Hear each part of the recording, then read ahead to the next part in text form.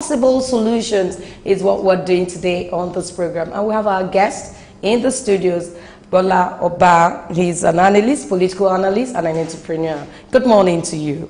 Good morning. Thank you for the opportunity of coming on your side today.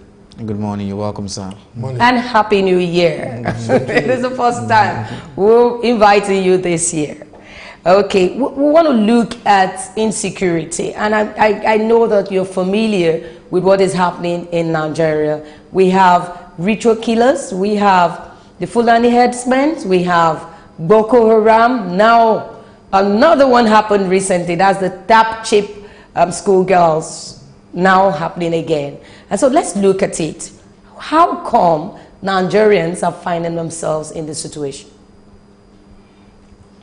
Many factors ranging from the generation of our value system, the prevailing culture of poverty,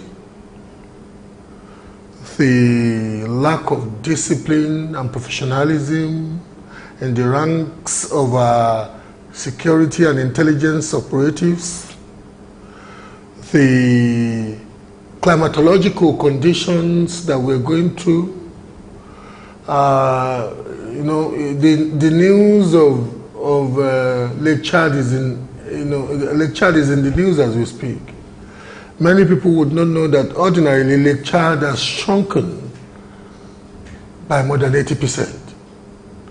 And when a body of water shrinks, ecological problems will manifest. People who ordinarily used to graze their stock, not only cattle, their agricultural thing around those areas will be looking for greener pastures. Pastoralists have to make sure that their assets don't die. And in looking for greener pastures, they conflict with people who ordinarily have been using the places where they want to now feed their stock, who have been using it for farming.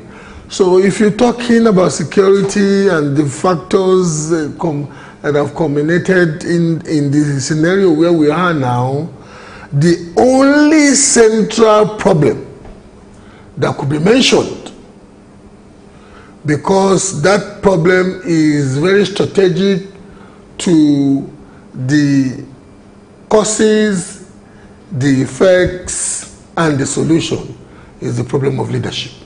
Okay. Okay, sir, when you assess the Nigerian security, the national security, looking at the past and the present, we've had cases of insurgencies, we've had cases of the headsmen killing and the rest of them, robbery.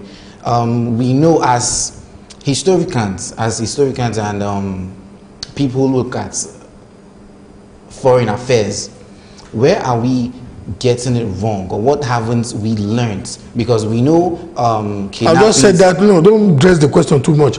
I've just told you, it's the failure of leadership. Okay, I want to ask you, if it's the failure of leadership, at what point did we fail? Oh, we've always failed historically. We've been failing since the time of Lord Lugard, and I'll tell you why. When Lord Lugard eventually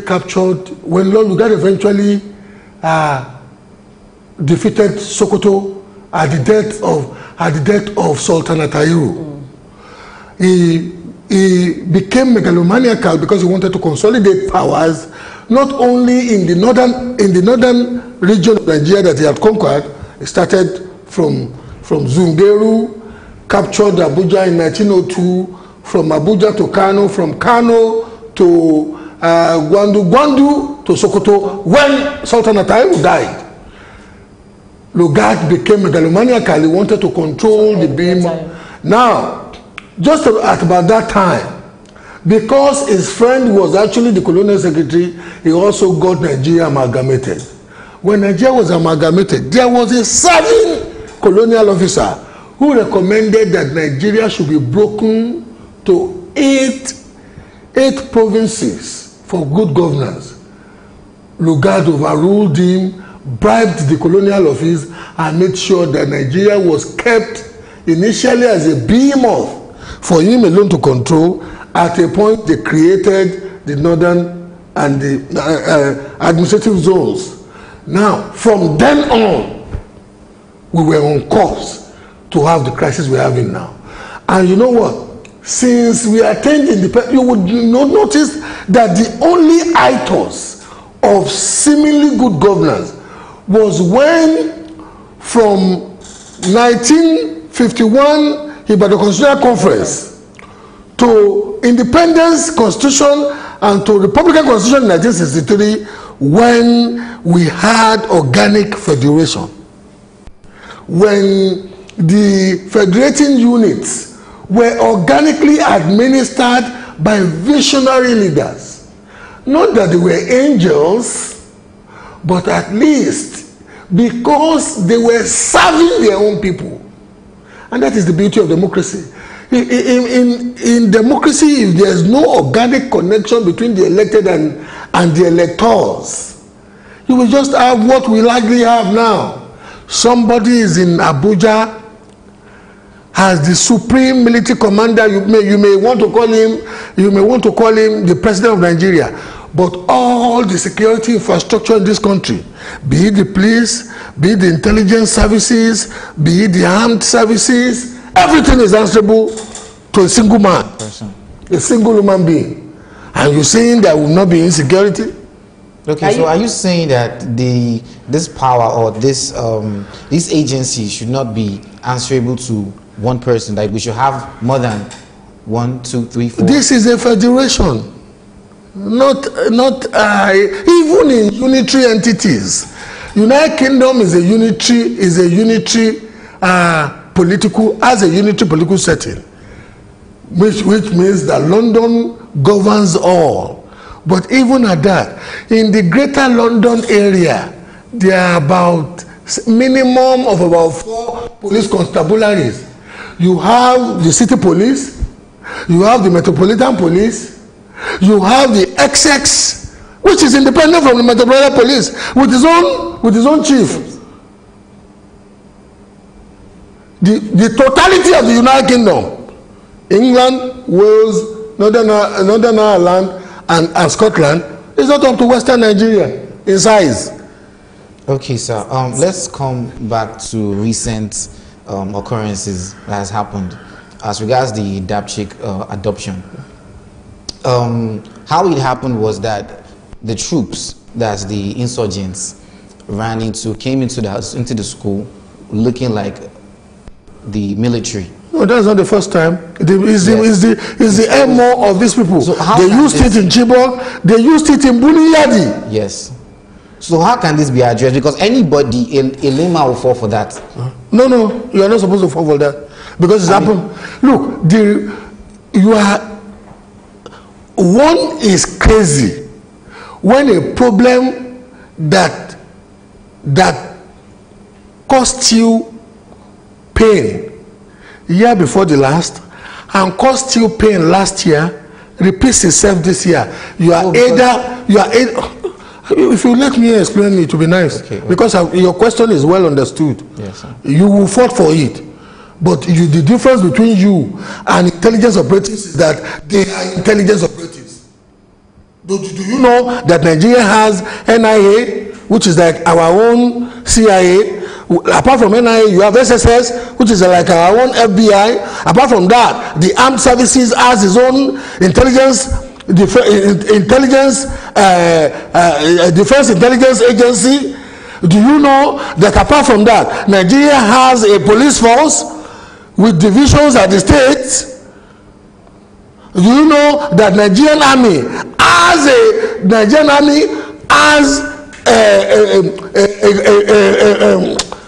command in that area? So I'm not talking about you. You may fall for it. But are those people supposed to fall for it when the MO has repeated itself, when the modus operandi has repeated itself? Am I making a point to you? Okay, yeah. Well, because of time, let's manage our time now. Looking at all of this, because when this chick Bob bringing back to DAPCHIC girls right now, it had happened. Oh, you are so chauvinistic. You've forgotten that they killed some boys in Buniyadi in their hostel. No, I'm coming there. That's why I want to take all of the issues that happened. The Chibok girls happened. Buniyadi's case happened. The Chibok girls happened. Now we have, and some other small crises have been happening in Nigeria. Then we have the latest one that happened right now, and having a conflict responses from both the police and also the state. People just wonder what is happening here. And the police, let me finish. And the police said, "Hey, we handed over it to the government." And the government, I'll finish first. No, don't worry. Okay. And the government is saying, the military is saying, "No, we gave it to you," and the state is saying, "No, the commissioner said you didn't give it to them." Having this kind of crisis that are taking lives, should we be having this conflicting reports from both of them? All the security agencies in Nigeria are answerable to who? The presidency. The governors on paper. The constitution says the governors are the chief executive officers of their states, but the governors, nowhere in the constitution is a governor allowed to start his own security agency. In Benue, they are accusing the governor of setting up a militia. In Taraba, they are accusing the governor of setting up a militia. Yeah. And when you use the word militia, you are saying that somebody has set up an illegal security entity. Now, if that is so, for those who are blaming the governor, I don't know what they expect the governor to do. To go there and put his hand like this across the gate of this thing, when ordinarily the Nigerian army had feet on the ground. The Nigerian police has a sub-jurisdiction that covers the whole of the state. Now, those girls were taken, 110 human beings. Yes. No single vehicular object. 7 p.m. No single vehicular object could have taken those girls. However, even if you brought, at least if you brought coaches, when we were young in Mushin, they would say Ganabo, bro, bring Ganabo. It would not have this thing. Now, I am saying with a degree of conceit that although I believe the majority of our serving officers in the armed services and the police are honorable men and patriots, some bad elements are amongst them. This Dapchik one is indeed for me a conspiracy between some serving officers. I can put my last listing, and when you have a conspiracy such as that, you'll be having recriminations such as you have described. When you started this explanation, you said the presidency, the buck stops on its desk. All security agencies in Nigeria are answerable to the president, be it the police, be it the SSS, be it the Defense Intelligence Agency, be it the NIA. Every agency is answerable to the president. Okay, so you said that our weakness is leadership. And how can we build on our strength? First things first, what's our strength to fight against this national insecurity? Our strength is to get governance to be organic and very, very engaging to the people. You cannot police people from the top. Policing is actually a culture. When I first got to Europe as a young immigrant from Mushin, where everybody would mind his or her own business, when I first got to Europe, one of the shocks I first got was that if you were walking on a street and your face is strange, you would likely in the next 2-3 minutes meet a police officer down the road, because somebody would have picked the phone. And God, there's a stranger on the street. We don't know he's looking. You may call it racism, but they're trying to protect themselves. Policing, effective policing is autochthonous. On the ground level. from the ground up. We are using a colonial infrastructure. Colonial infrastructure. In England, when you go to England, do you see police barracks? We are still using police barracks in Nigeria because the colonialists came, had to separate those that were used against you people from you people. And we are still keeping that culture. The place men and women ought to live in the communities. But don't you think this stereotypism might bring harm into our society? Because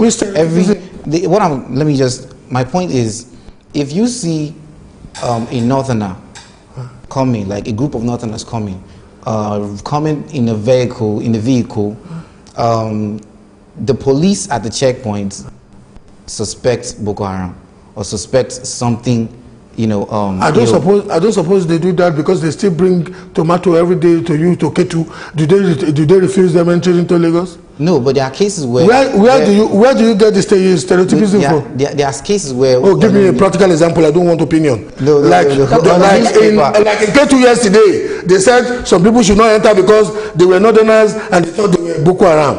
Go to any part of Lagos. In fact, majority of security. That's what I'm saying. That is a stereotype. They are being stereotyped. How are they stereotyped? Because they feel. When majority of Lagosians who own properties still have their security men, gate men as houses. What stereotype? Okay, but looking at all of this situation, I know that in the world today, matter of national security is key because that brings about progress and development of the polity. But where we are today now, can you say that properties of lives and properties are achievable? Can we where we are today with what is happening now, can we say that securities of lives and property is achievable in Nigeria? And if it's not, with what is happening, how it's achievable? I don't believe it is not. It's achievable if you do the right thing. What can they begin to do? What should they begin to do? Let Nigeria run as a federation, not as a dystopia that you call a federation, but organically is a unitary entity. I just told you, aren't you people disturbed with the fact that I'm saying one principal officer of state controls every infrastructure of security, 180 million. One of the biggest land masses on the continent of Africa, about the third largest country in Africa after Zaire and Sudan. And I'm telling you that the whole of the United Kingdom is not more than the size of Southwest Nigeria. Southwest Nigeria is bigger than the United Kingdom. And one person sitting in Abuja, he's the commander-in-chief and indeed the chief police officer. If Nigeria becomes a federation, this is structuring game. So is this a mirage, what we're doing? Is that a mirage? Because we had... It's a delusion. And when you are in delusion, you'll be getting slapped with reality. Okay. I'm looking at all of this really. Some people have said this is just politics. During the former President Goodluck Jonathan's era, we have this kind of things, and so people gather themselves to frustrate the effort of a president of a country like this. Do you agree with it? That what people are doing is some people somewhere just want to frustrate the effort of the president.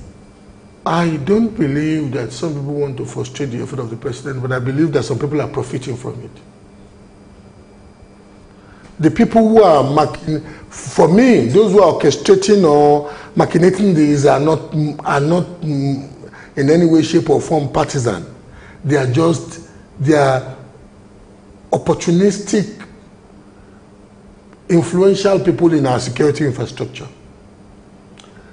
Look, you may not know that some security operatives are making billions. These girls, they will soon be releasing them in drips and drops now. And those girls, when they are being released in drips and drops, you think all the cheaper girls that they were releasing them because the fear of God suddenly struck them. They were releasing them with good dollars, US dollars. They were taking dollars. You understand what I'm saying? Some people are profiting from this. So how can we? Because that's where the issue is. If some people are profiting from this kind of barbaric behavior, how can the military, because I know we have... Let me give you another issue of security. Like Liberia time, we have ECOMOG. During those times, they performed well. So why are they not performing now? That's the question. Let me give you another example that will bring the answer home to you graphically. Why is it? Look, the chief security agency recognized for civilian activities and policing is what? The Nigerian Police Force. Yes. Now, as a result, quote unquote, of the inefficiency of the Nigerian Police Force, with the serious fraud unit in it, we created some special agencies to combat insecurity in the area of financial and administrative fraud. Yes. EFCC, ICPC, and this thing. Now, ordinarily, serving police officers will then go and bribe to be seconded to EFCC and ICPC, not because they want to be patriots and heroes for Nigeria, but because they are making good money from those agencies. Now, ask yourself, the same objective that Nigeria is trying to achieve with the EFCC and ICPC, America has a law. Do you know EFCC and ICPC are born of statutes? They are born of EFCC Act, ICPC Act.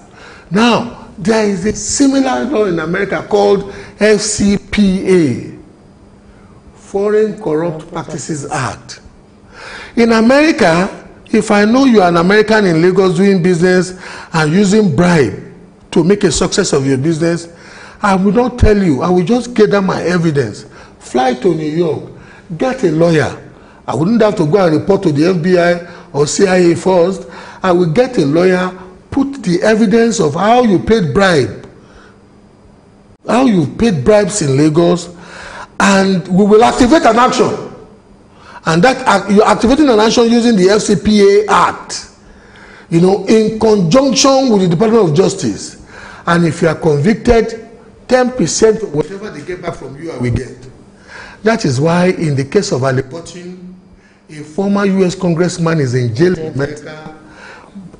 Barrister Jeffrey, the man who was handing the bribe over to chieftains in Nigeria, is in jail in America. Yes. And you know what? The law firm that helped in the activation,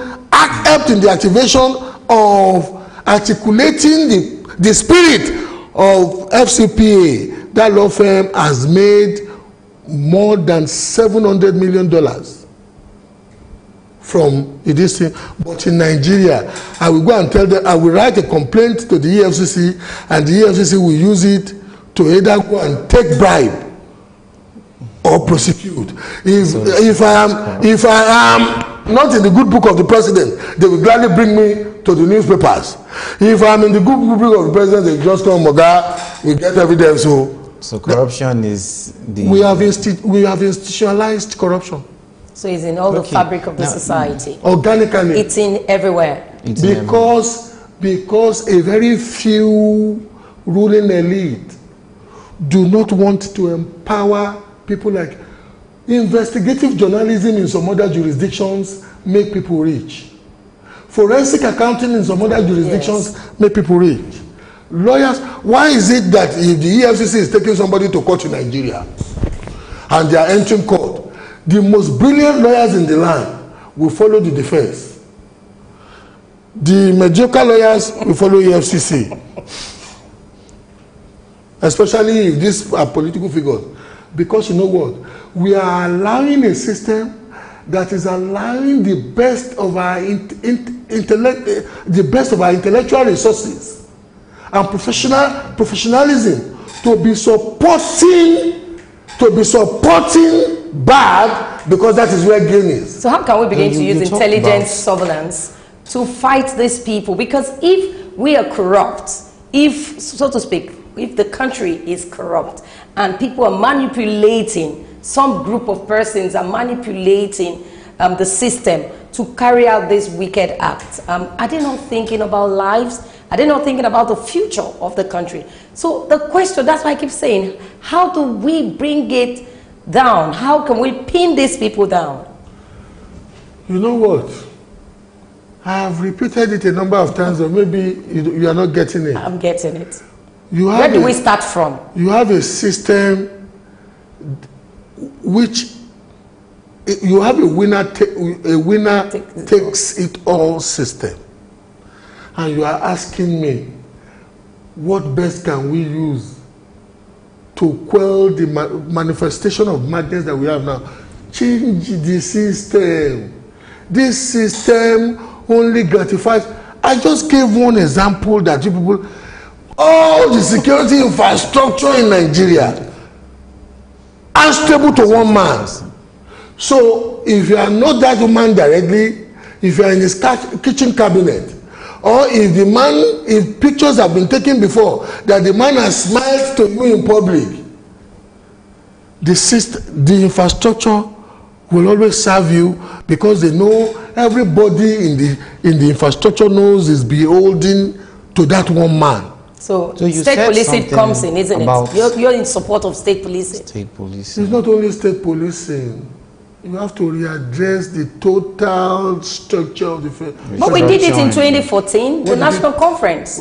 Was it not part of what we did? They recommended, who has used the recommendation? The man who set up the national conference, when they gave the recommendations to him, 8 months he held on to it, he didn't do anything. 8 months after, he was promising that he would use it in the second term. And they didn't give him the second term. But for 8 months, there were things he could have done that he needed not to have voted, because the power is so much. Because the influence is so almost bordering on the influence, competing with the influence of God. They are not inclined, except they are visionary leaders who think about the future of their children.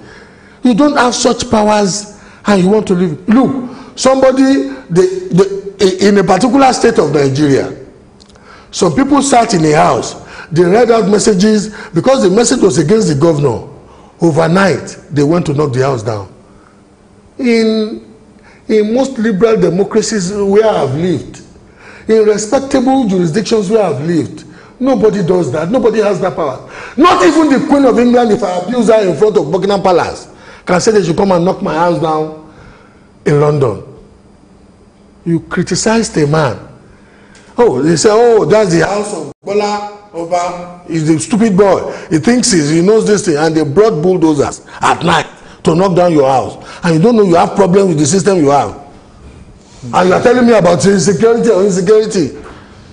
If I had ended up not leaving Mushi, you think I will not be a armed robber now? Or a kingpin among National Union of Road Transport Workers? Me too, sending people to go and kill people?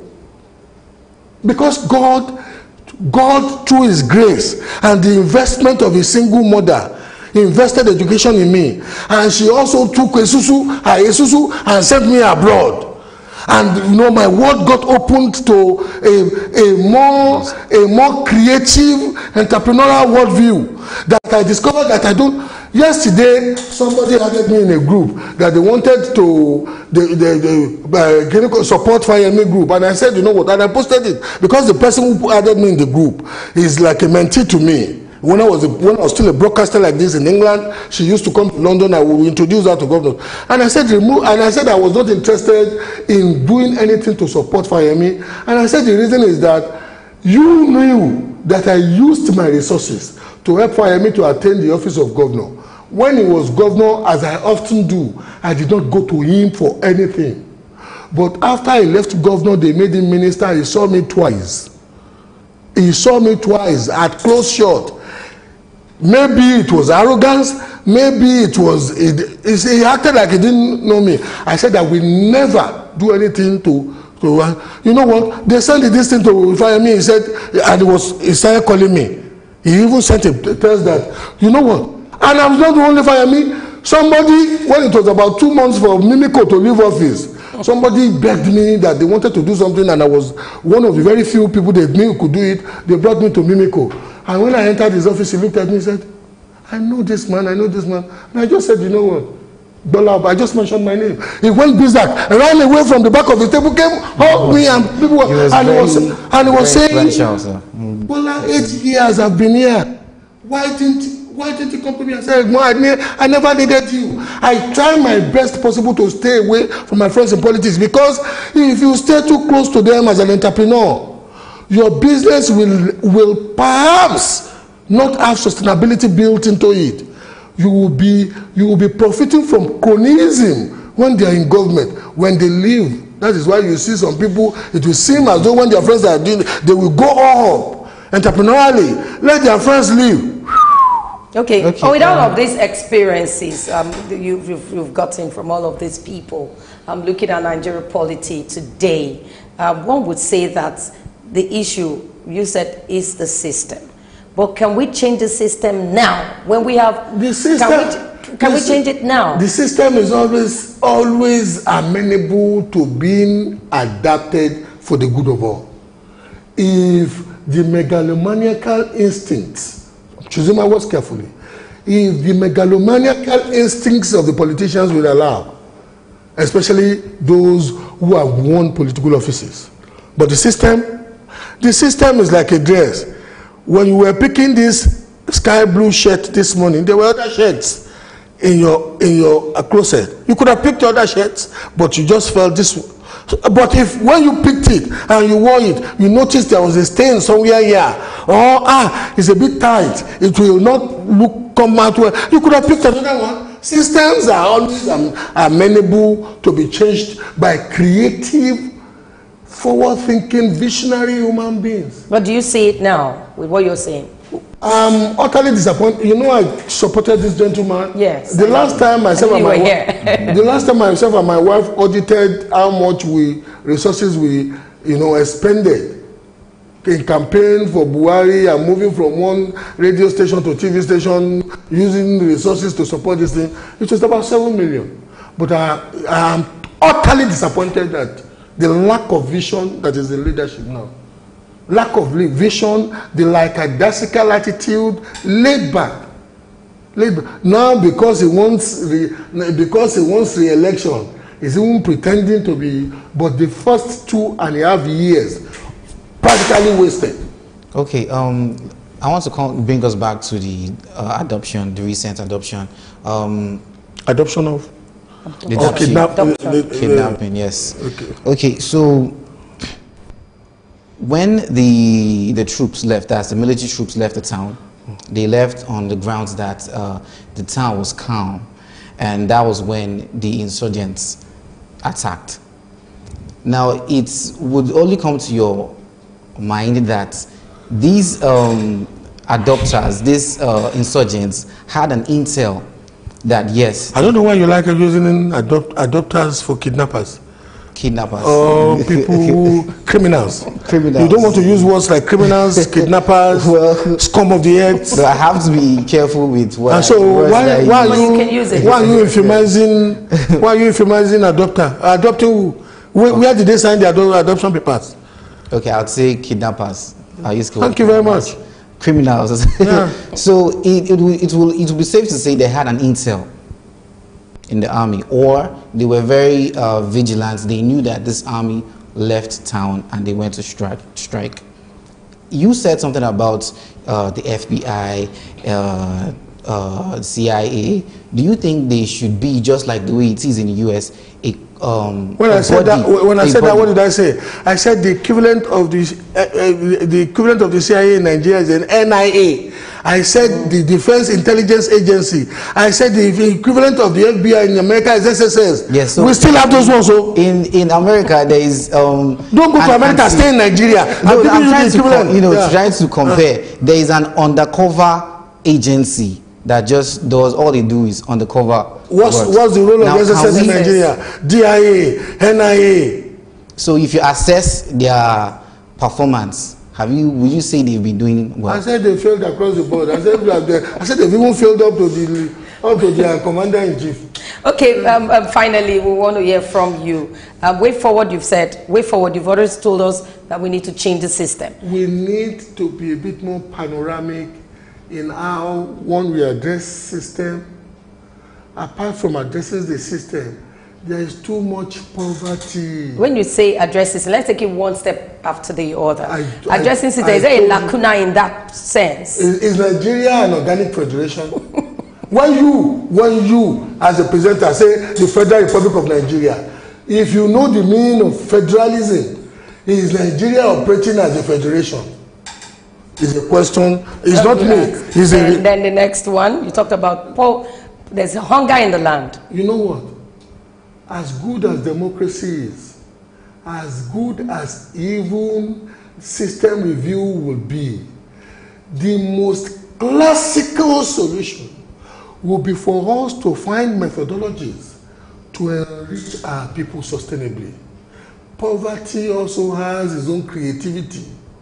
The creativity of poverty is always directed, channeled in the direction of criminality. People are too poor. People are too poor. Too poor. And you know what? I will not only blame the government for this. I tell Nigerian entrepreneurs, in about 2.5 weeks' time, I'm going to be addressing a body of engineers, medical practitioners, scientists, and agriculturists in London, Nigerians. And you know what I'm going to tell them? The last 10 years of my life in Nigeria has told me that a number of our people, engineers, doctors, nurses, professionals in England, they are so myopic. Money is bread. I am not an automotive mechatronics engineer, but today I am the chief operating officer of 17 outlets of automotive mechatronics. You're doing the adverts. I'm not mentioning them. No, yeah. I'm not mentioning the name of my entity. Okay, yes. I want you to get the point. Yes. This is not a joke. If you people don't get it, it affects people. No, we're getting it. Go ahead. You know what? I have empowered. I can name more than 217 millionaires across Nigeria, from Enugu to Oka, that I created because skills empowerment and enterprise mentorship. And yet people will sit in England, be blaming there's no good medical condition in Nigeria, when ordinarily you could just come to Nigeria, train a set of young graduates and leave. And you know what? Some, I don't want to be mentioning names, some medical diagnostic entities are making billions in Nigeria every year. Billions. Just by a back hair. Some Indians. And yet you have the best. If you remove Nigerian consultants, Nigerian doctors, Nigerian nurses, and medical technologists from the NHS, it will collapse in England. We are intellectually lazy. That's our problem. But it's easy to point accusing finger at the government. But you know what? We are getting the kind of government essentially that we deserve. Most of us. Do you think we'll look at it? Look at it, journalists. We are talking now about the National Assembly is fine-tuning the Electoral Act. People are only talking about election sequencing, and I shake my head. You know what? Issues on the use of biometric, issues on the use of electronic accountability by electoral officers, all addressed in that Electoral Act amendment, and people are only talking about. We must wrap up now. We must wrap up now. I'm looking at what you said, but before we wrap up, you talked about skills acquisition. I really want you to wrap up with that. When you were talking about poverty, I want you to finally advise the people, the people that are influential, the people that have the enablement to create this world. I think you need to address that. If you're a private sector operative, if you're a professional in the private sector, and you are doing very well, you will be indeed a fool not to think of investing in the skills empowerment of young Nigerians, because if you invest, I told a returnee automotive mechatronics engineer 8 years ago, let's start a school. From this your one shop, you will grow to have outlets in Nigeria. Today, he has 17 outlets across Nigeria. Other people's money. If you're a professional doing well in Nigeria today, and you don't have training factored into your business model, you are intellectually lazy human being. We want to thank Wela Oba, political analyst and entrepreneur. And also, I have to make mention of this before rounding up. Thank you. I saw one of those girls, your students, and the girls you've trained. They came here on air, and we had a nice time. That girl, the first time I brought her to your set was about 2 or 3 years ago. Yes. She was still a trainee. As I'm talking to you now, the biggest auto workshop in Lagos by the chain. She is the chief technology officer. I want to say, continue with your good work, but we must wrap up now. Thank you, Bola Oba, for coming on this edition. You want me to no time. I'll bring how much it gets? I'll bring you. You can't get it as a practicing journalist in Nigeria. I'll bring you for that in another edition of the program. Thank you so much for coming. Well, we'll go on a break right now, and when we come back, we're going to continue with this topic. We have a retired colonel in the military that will take on that. We'll be right back.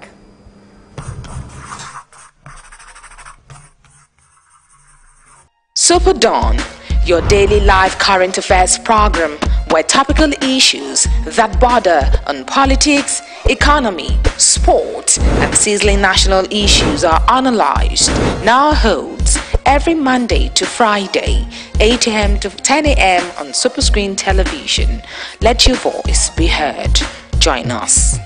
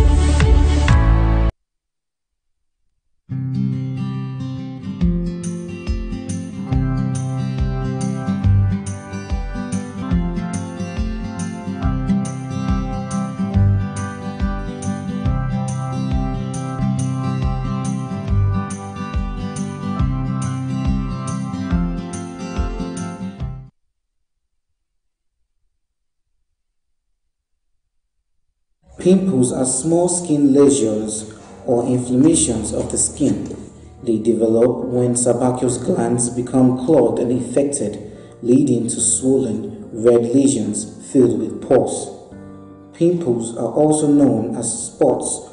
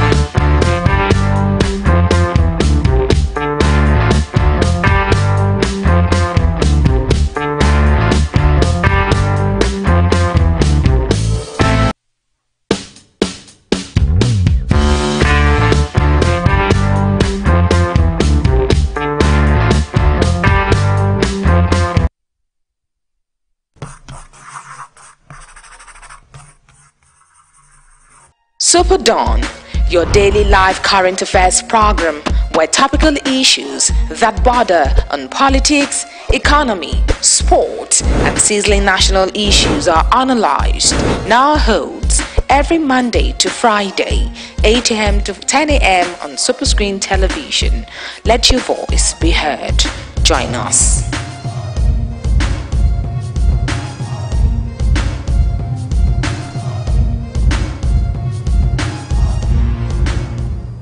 Welcome back. Joining us in this topic this morning, we have Colonel Shobo Nojim. He is a certified protection professionals. Good morning to you. Good morning, madam. Good morning to you. Good morning, please. In 2015, after declaring that the extremist group Boko Haram had defeated these people, the military has said that they've defeated Boko Haram. Now, we're hearing that 110 girls were taken away by these people in the northern part of the country. We're looking at dark chick school girls. Colonel, tell us, what's the drama all about? Because the military said that they've defeated these people, but now they are coming back again, attacking schoolgirls again. Well, I want to say that what has happened is not a new thing. It's something that has happened in the past. And we were here when we were discussing the issue of decimation of Boko Haram technically. And we equally agreed, or we said it here, that you see, you can say that you are going to defeat an opposing force. But when it comes to issue of terrorism, you cannot defeat a terrorist or eliminate them completely. And it does not stop there. If you take a look at those people that came in to abduct these girls, most of them were the breakaway Boko Haram, who are being led by Abu Mossad. And they varied some of those girls to Niger Republic, and the remaining part of them were taken to an enclave in the northern part of Borno State. So those were the breakaway Boko Haram that supported the West African Muslims, not the Shekau Boko Haram. So those ones were more or less like sleeping cells. They are sleeping cells. They were not active in the past. And of course, because they were not able or they were not capable of attacking the federal might, that is the armed forces on the field, they decided to start looking for softer targets where applicable. And when terrorists are operating, they operate based on information, just like the military are equally operating based on information as well. So if they see a loophole, they want to capitalize on it, they strike and disappear. So what's the loophole that they saw? The loophole they saw, they have intel.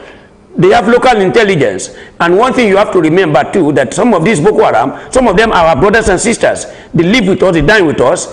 Most of them don't wear uniform. They sleep in the house. In the middle of the night, they change to whatever they want to wear, and they are going to enjoy their people and give them information. 4 days ago, some of the Boko Haram came out on the forum to tell us that every part of the operational planning of the military by the Nigerian government is being returned back to them by some of their friends and relatives that are still on the other side of the continent here.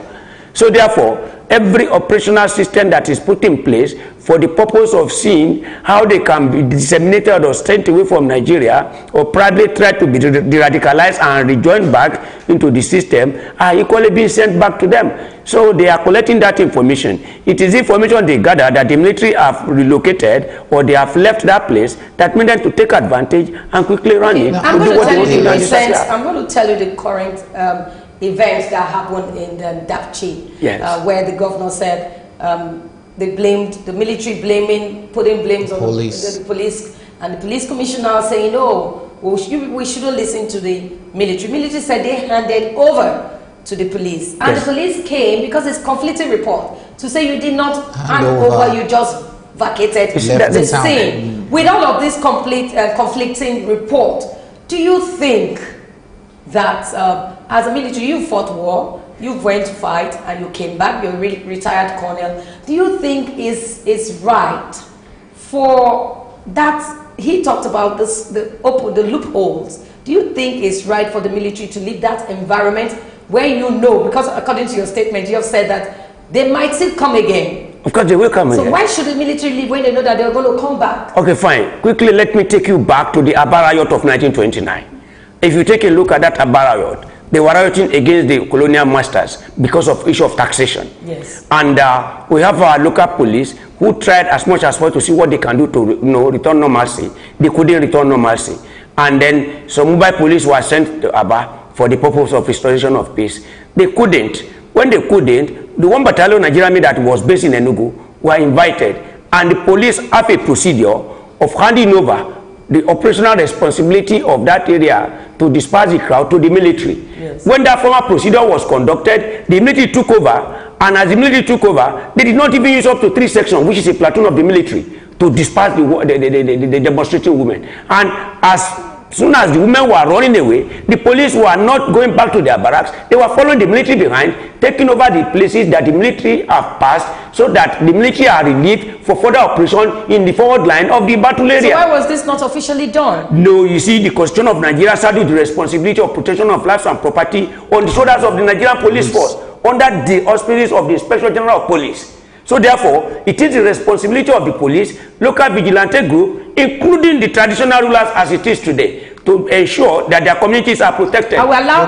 conventionally, yes. Madam, conventionally, the military are not supposed to be found inside the city. They are for external aggression. And if there is an armed invasion, they are supposed to push the invaders out of our soil. Before the arrival of the military, there are police command, there are police stations in Dapchi, and they are in tandem with local government. Well, then what is the local government doing? If we say the president is the commander-in-chief of the armed forces, we say the state governor is #1 chief security officer of his state, then the mantle of that security at local government falls on the shoulder of the local government chairman. I'm going to ask you this question before Anthony asks this question. All right.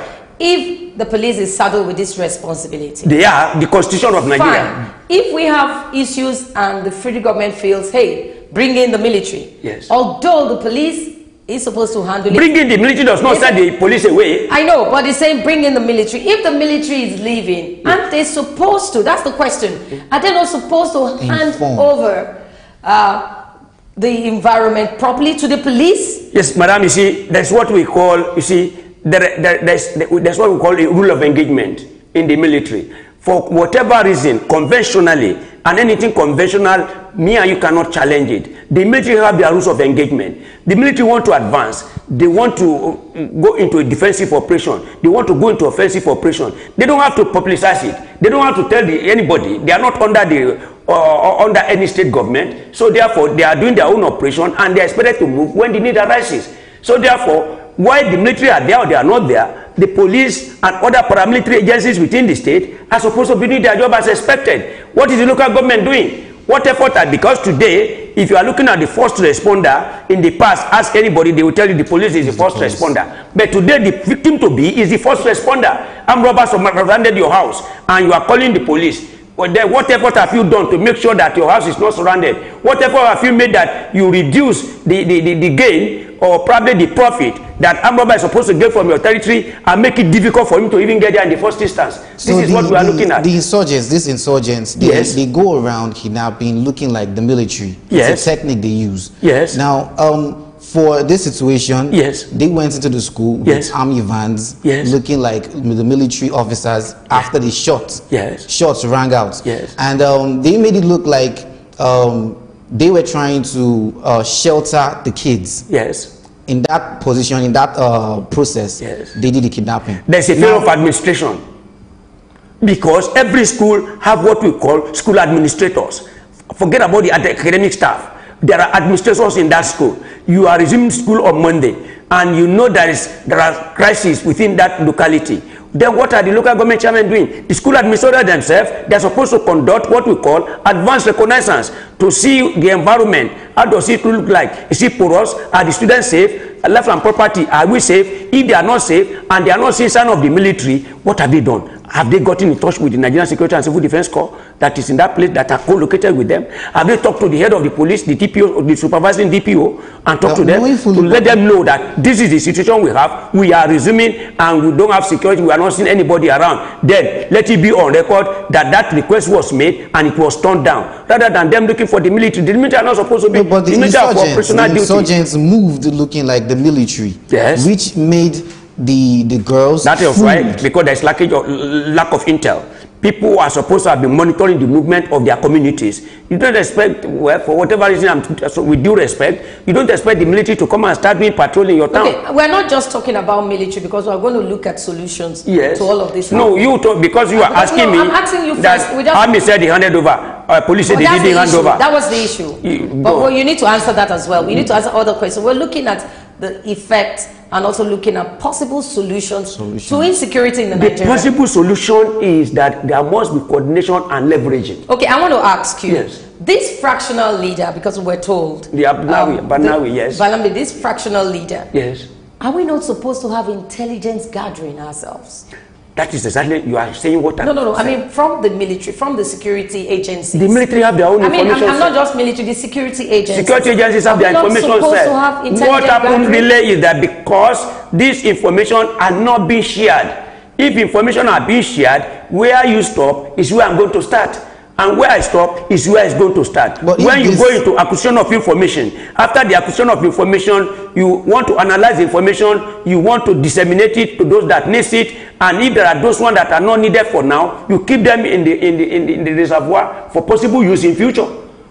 But today, everybody wants to acquire information, keep it to themselves for the purpose of gaining a good name outside, not giving to the people who need it at that point in time. So this is where we find ourselves. Everybody, and of course, in combat, the issue of supremacy does not arise because everybody has a role to play. And it is a combination of this role that makes us to be what we are. We went outside, we were in Liberia, we were in Somalia, we were in Sudan, we were in Syria alone, under international auspices. And we came back with medals.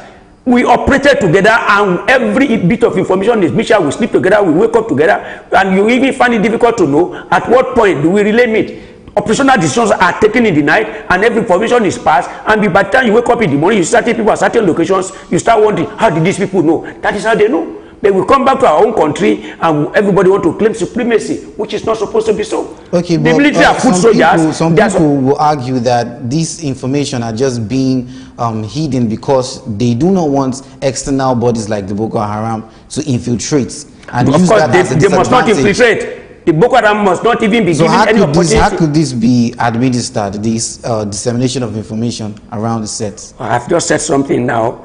Must you sleep throughout the whole night in your house? No. There are various means of communication. Forget about your GSM handset. You can equally use a runner. You can equally hear some people. There are plenty of free girls, with due respect. There are free girls that you can acquire for the purpose of acquisition of information. You can use them as errand girls. You can use them as errand boys. Tell them what to do. Give them resources to do it. Pass this information to this point. Let them meet me at this point. Get there. Drop what you want to drop and disappear. The whoever is supposed to get from it, we go there and pick it up and look at what you have dropped, and you go away. These are the stories. Okay, with what happened, what we heard, the sources that told us what happened. Yes. This terrorist invaded the town by 7 p.m. Yes. And they had over 18 gun trucks. 7 p.m. I guess is not too late. Yes. You know, it's a bit bright. Yes. And they had 18 gun trucks. Yes. And before you could load girls inside this kind of trucks, I think it's going to take time. So what happened where they couldn't repel those girls? They could not repel them because there was no security agency in sight as of that time, number one. Number two, you see, in the military, he who fires first fires best. So if the Boko Haram that invaded the environment have started shooting, it becomes difficult for a policeman because, well, they say the policemen are not trained to die. It is a soldier that is trained to die. It becomes difficult for the policeman to come and face somebody that is firing an automatic weapon because they were not taught in the art of fire and movement. So they are not taught in the art of maneuvering. So you know that they are shooting and you are going there. Assuming you die, they will blame you. But a military man, nobody is going to blame you because that is what he is trained to do.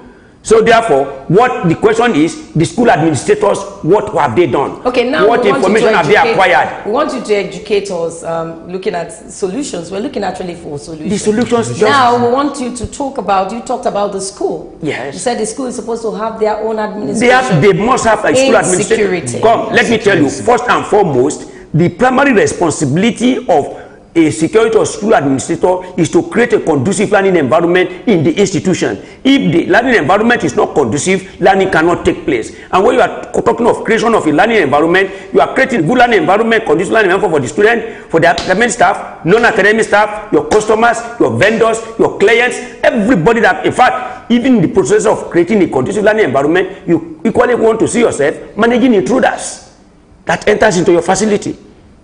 And you must be in constant touch with your supervising divisional police officer, so that if you are in good touch with them, they will not abandon you. But if you wait until the day of need, by the time you call them, you are not going to get them. Now, Yobe State's governor said for the past 3 years, yes, they've spent over 15-point-something billion naira on the support of national security, state security, yes, fighting Boko Haram. Yes. Would you, now if you assess that in this space of 3 years, what do you have to say? Is it commendable? It's commendable. There is no amount of money you spend on budget for the purpose of securing life and property that is too much. Okay, most we argue, we saw some arguments where they said it's not, he hasn't done enough. But where are we getting it wrong? Where do we need to spend more money on? Is it the equipment? Is it the manpower? Is it the what do we need to? What has happened does not even require spending of money. What has happened requires proper coordination and liaison. If the army left that place 2 weeks ago, as they said, are you telling me that the supervising police division in that community did not know that the military have left the place? I want to ask this question. It's very important, and I think I've mentioned it when we start talking. Yes. If I just wanted your advice, maybe to hear from you. Yes. If in an environment, we all know that Boko Haram has been defeated according to the military. Yes. And you know with your training that they might come back someday. They will lot around. They are looking for opportunities. That if you know that, are we not supposed to put things in place so that they don't penetrate them? That's what I'm telling you. What are the school administrators doing? That is their job. And unfortunately, we are here in Lagos, we are not taking a look at the situation in that. Because what happened is that the environment there is so wide. You see one building here, then you go to another 200 meters to see another building. You go to another 250 meters to see the accommodation area. So it's more like a community of its own. It becomes very difficult for it to be fenced. Because the principle of territoriality has been defeated. The principle of natural surveillance, yes, is applicable.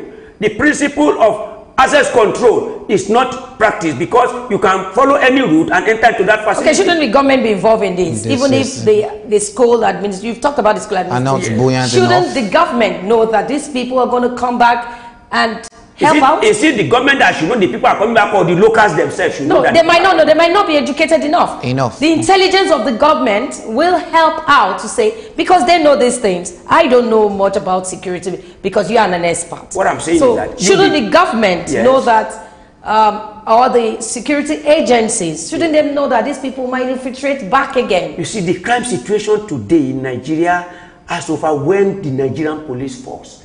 That is why the federal government have empowered the Nigerian Security and Civil Defense Corps as a second team, as a second level. So therefore, if the community have not raised an issue, it may become very difficult for you to be waiting for the government at center. Look at what happened in Puerto Rico, in Texas, Dallas.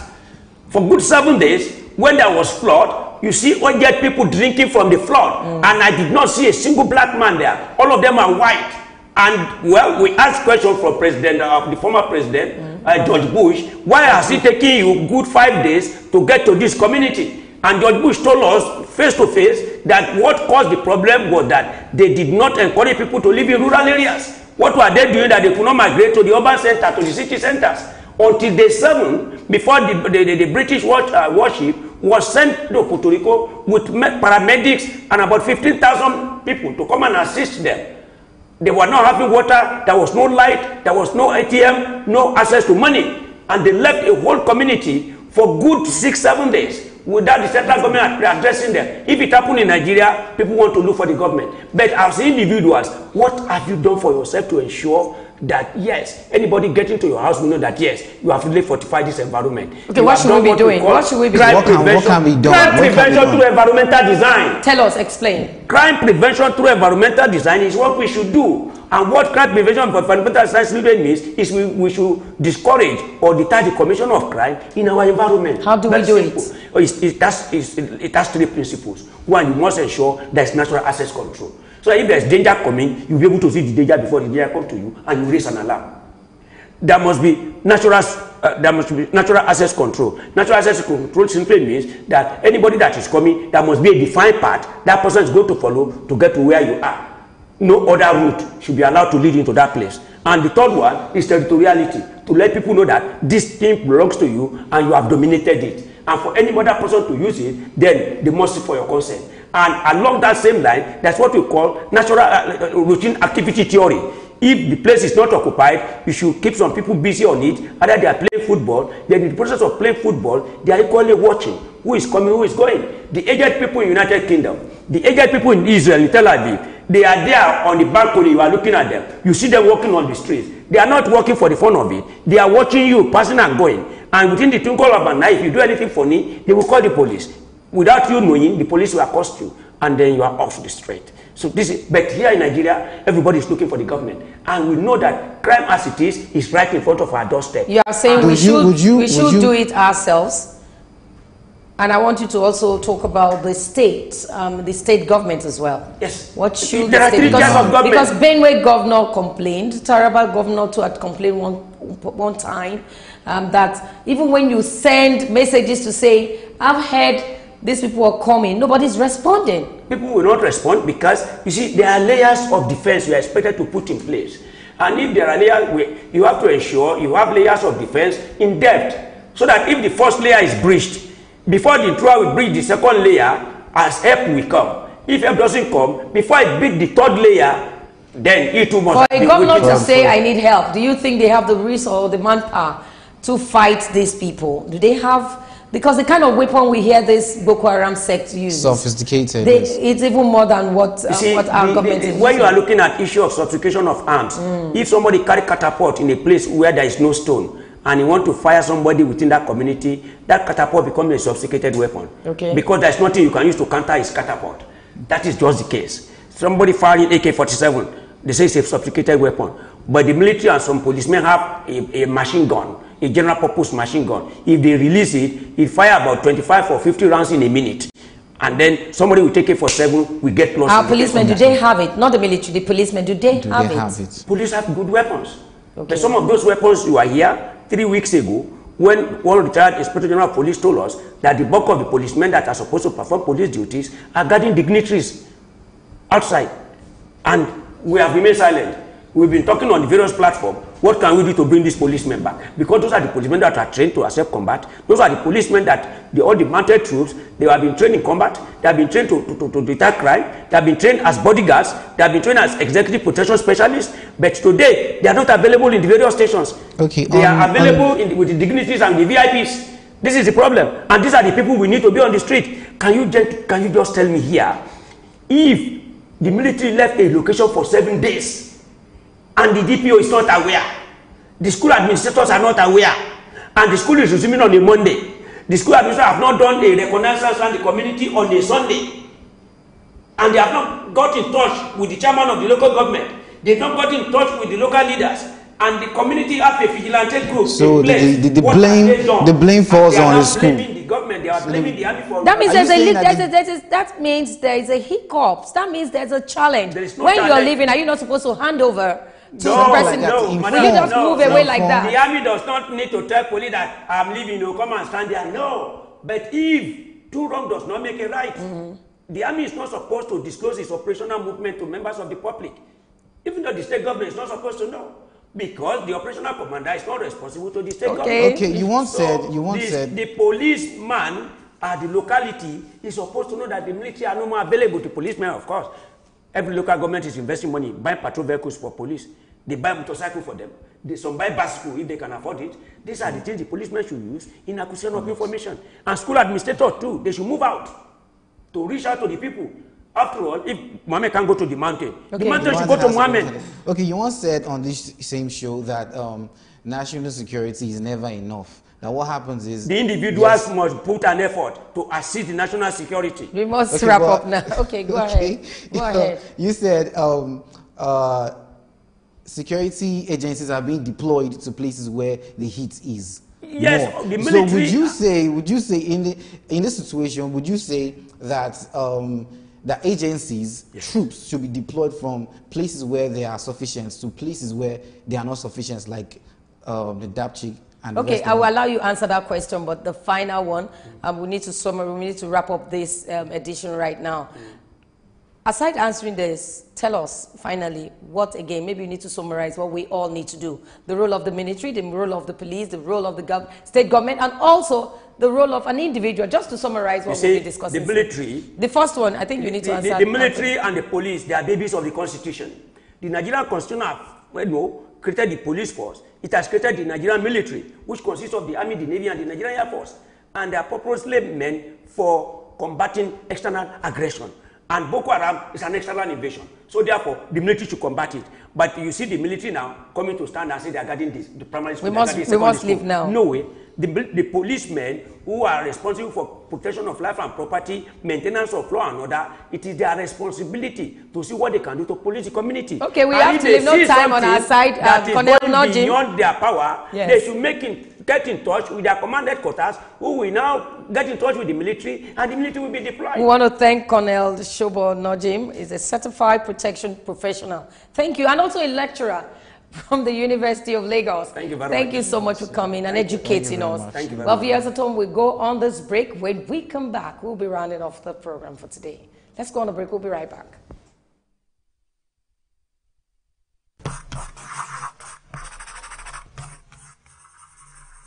Superdawn, your daily live current affairs program where topical issues that border on politics, economy, sport, and sizzling national issues are analyzed, now holds every Monday to Friday, 8 a.m. to 10 a.m. on Superscreen Television. Let your voice be heard. Join us.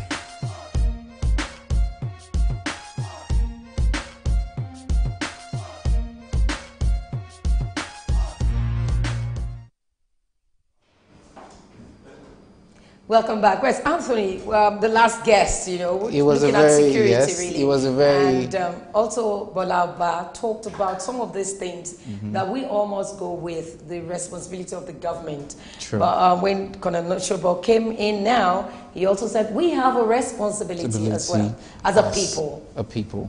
And that's a fact, though. We don't always have to just put all the bulk of work on the government. We as a people, we have these safety measures which we can actually imbibe on to be secure. Okay, but we must wrap up now. We must wrap the program now. From Anthony. From Anthony, I am Anthony Cyberful. Please have yourself a good day.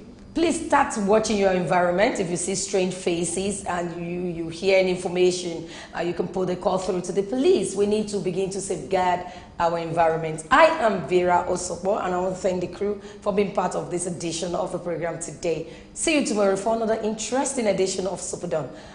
After now, we have the Super Screen News. Stay with us.